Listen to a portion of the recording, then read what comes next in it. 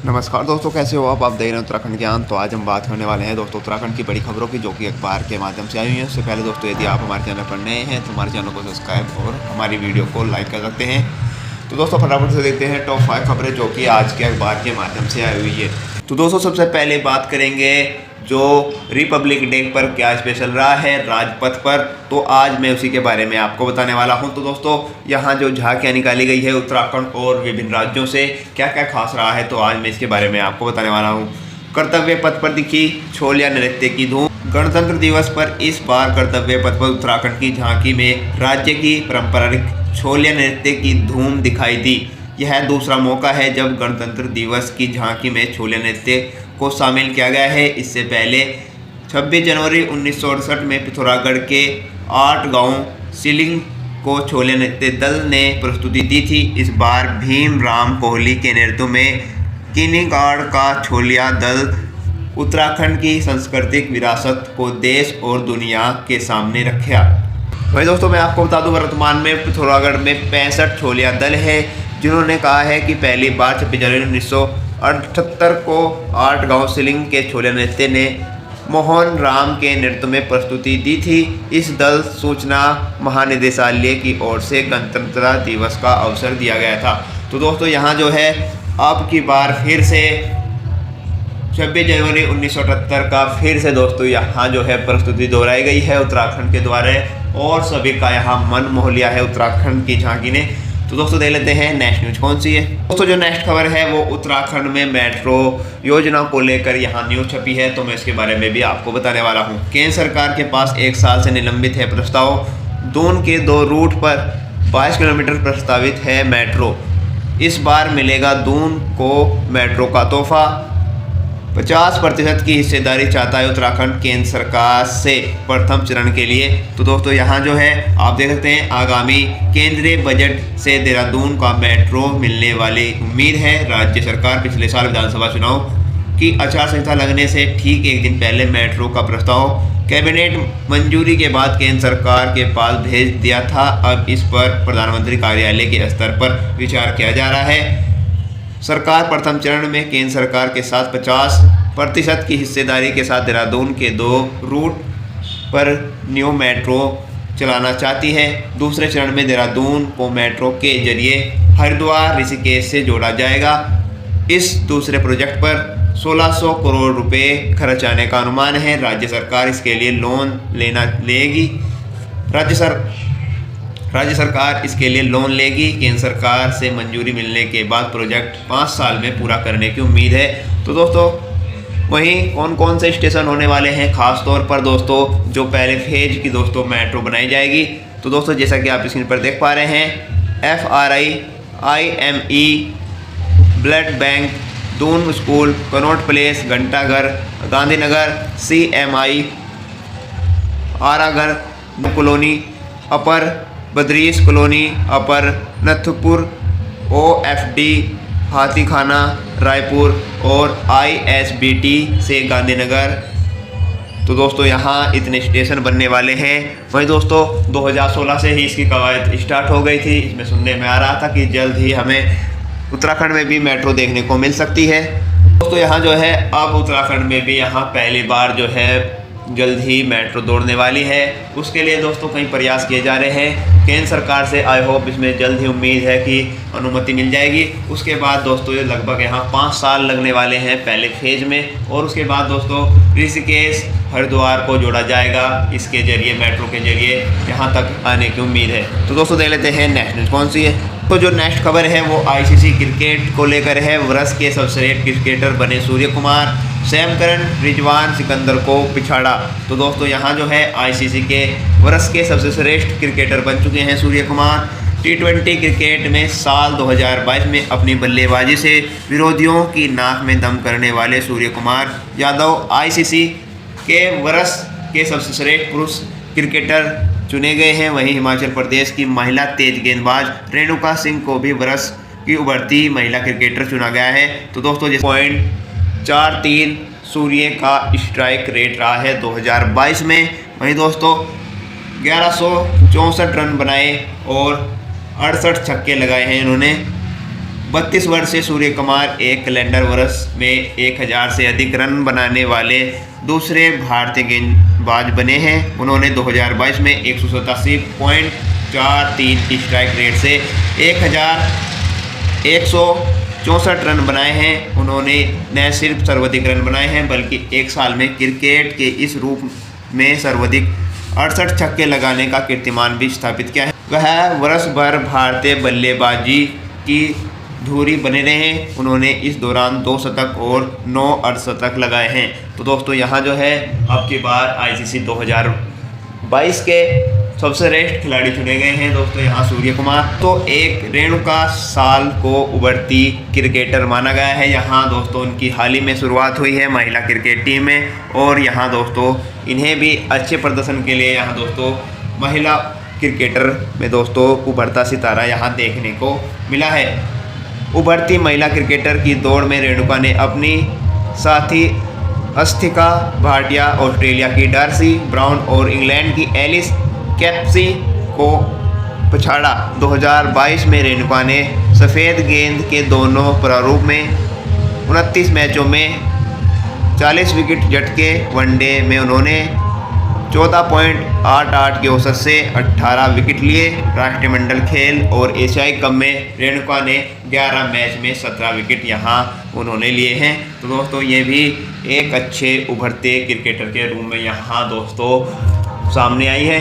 तो दोस्तों देख लेते हैं नेक्स्ट न्यूज कौन सी है। तो दोस्तों जो नेक्स्ट खबर है वो जाकिर और मुलायम को पद्म विभूषण यहाँ सम्मानित किया गया है उन्हें। तो दोस्तों उसी को लेकर ये खबर है। अन्य जो बड़ी शख्सियाँ हैं उन्हें दोस्तों यहाँ पुरस्कार के तौर पर दोस्तों अब की बार नॉमिनेट किया गया है। तो दोस्तों जैसा कि आप स्क्रीन पर देख पा रहे हैं जाकिर और मुलायम को पद्म विभूषण से नवाजा गया है। तो दोस्तों जैसा कि आप स्क्रीन पर देख पा रहे हैं 6 शख्सियत को पद्म विभूषण, 9 को पद्म भूषण और 91 को पद्म श्री सम्मान देने का ऐलान किया गया है। तो दोस्तों जैसा कि आप स्क्रीन पर देख पा रहे हैं मुलायम सिंह यादव, जाकिर हुसैन और डॉक्टर दिलीप महानोबिस को यहाँ दोस्तों पद्म विभूषण मिलने जा रहा है। गणतंत्र दिवस की पूर्व संध्या पर केंद्र सरकार ने पद्म पुरस्कारों की घोषणा कर दी है। इस बार 6 पद्म विभूषण, 9 पद्म भूषण और 91 पद्म श्री दिए जाएंगे। गणतंत्र दिवस के इस जश्न पर केंद्र सरकार ने इस बार सही मायनों को गण को स्थान दिया गया है और 26 ऐसी शख्सियत को पुरस्कार देने के लिए चुना गया है जिन्होंने समाज और मानवता की बड़ी सेवा की हो। पद्म में उत्तर प्रदेश से 8 नाम शामिल हैं। वहीं पद्म विभूषण पाने वालों में 2 राजनीतिक मुलायम सिंह यादव और SM कृष्णा के अलावा देश के दिग्गज वास्तुविद बालकृष्ण जोशी, ORS के जनक, करोड़ों जान बचाने वाले डॉक्टर दिलीप महालनोबिस मरणोपरांत और दोस्तों वैज्ञानिक श्रीनिवास वर्धन और मशहूर तबला वादक जाकिर हुसैन शामिल है। तो दोस्तों यहाँ जो है इन बड़ी शख्सियत को यहाँ दोस्तों पद्म भूषण और विभूषण से यहाँ नवाजा जाने वाला है। तो दोस्तों एक बार आप अपना आप भी देख लीजिएगा। अब की बार ये दोस्तों बड़े नाम हैं और ये करंट अफेयर में भी आप बन सकते हैं या पूछे जा सकते हैं। तो दोस्तों यहाँ जो है गणतंत्रता दिवस के पूर्व संध्या दोस्तों यहाँ जो है शाम के टाइम इनका नाम नॉमिनेट किया गया है जिन जिनको दोस्तों ये अवार्ड मिलने वाले हैं। तो दोस्तों देख लेते हैं नेक्स्ट न्यूज़ कौन सी है। वही दोस्तों जो नेक्स्ट खबर है वो गणतंत्र दिवस के मौके पर अब की बार दोस्तों हर साल कोई ना कोई यहाँ दोस्तों अतिथि के रूप में आते हैं। तो अब की बार जो है मिस्र से पहुँचे हुए थे मुख्य अतिथि। मिस्र के जो राष्ट्रपति हैं अब्देल फतेह मुख्य अतिथि यहाँ पहुँचे हुए थे। तो उसी को लेकर यह खबर है। तो थोड़ा सा मैं इसके बारे में भी आपको बताने वाला हूँ। गणतंत्र दिवस के लिए भारत पहुँचे मुख्य अतिथि मिस्र के राष्ट्रपति अब्देल फतेह मुख्य अतिथि होंगे या थे। तो दोस्तों यहाँ जो है वे आए थे, ये न्यूज़ पहले की है। तो यहाँ होंगे के हिसाब से ही यहाँ दोस्तों रखा गया है। तो अब की बार दोस्तों उन्हें सलामी दी गई है। तो दोस्तों जैसा कि आप स्क्रीन पर देख पा रहे हैं मिस्र के राष्ट्रपति अब्देल फतेह अल सीसी 3 दिवसीय राजकीय यात्रा पर मंगलवार दिल्ली पहुंचे। सीसी गणतंत्र दिवस में मुख्य अतिथि होंगे। उनकी यह यात्रा कृषि, जटिल डोमेन, व्यापार समेत कई क्षेत्रों में द्विपक्षीय संबंधों को बढ़ाने पर केंद्रित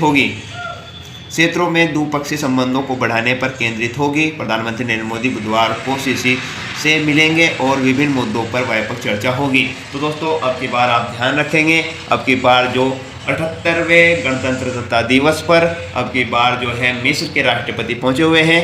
तो दोस्तों देख लेते हैं नेक्स्ट न्यूज़ कौन सी है।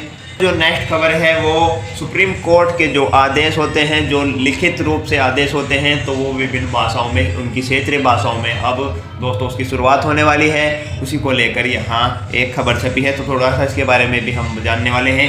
आज से क्षेत्रीय भाषाओं में भी मिलेंगे सुप्रीम कोर्ट के फैसले। CJI ने घोषणा की 1091 आदेश ESCR से मुक्त में होंगे डाउनलोड। सुप्रीम कोर्ट के फैसले बृहस्पतिवार से क्षेत्रीय भाषाओं में भी उपलब्ध होंगे।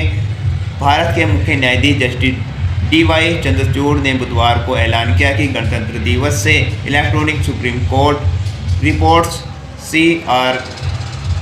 ESCR सेवा के तहत कई अनुसूचित गणतंत्र दिवस से electronic supreme court reports ESCR सेवा के तहत कई अनुसूचित भाषाओं समेत विभिन्न क्षेत्रीय भाषाओं को 1091 आदेशों को मुफ्त डाउनलोड किया जा सकेगा। CHI चंद्रचूड़ ने 2 दिन कार्रवाई के चलते CJI चंद्रचूड़ ने दिन की कार्रवाई शुरू होते ही सबसे पहले ये जानकारी दी है।